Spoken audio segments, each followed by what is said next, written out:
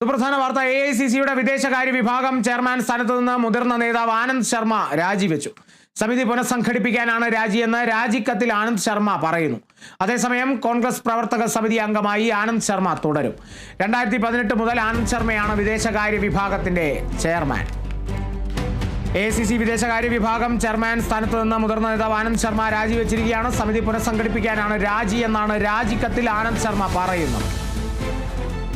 അതേസമയം കോൺഗ്രസ് പ്രവർത്തക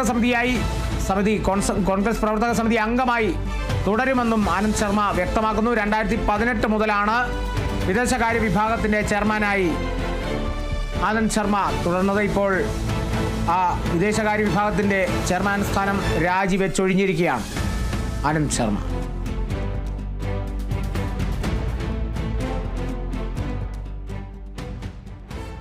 കൊച്ചിയിൽ 14-കാരന് നിർബന്ധിച്ച് ലഹരി നൽകിയ കേസിൽ അമ്മുമ്മയുടെ ആൺ സുഹൃത്ത് അറസ്റ്റിൽ. തിരുവനന്തപുരം സ്വദേശി പ്രവീൺ അലക്സാണ്ടറാണ് കൊച്ചി നോർത്ത് പോലീസിന്റെ പിടിയിലായത്.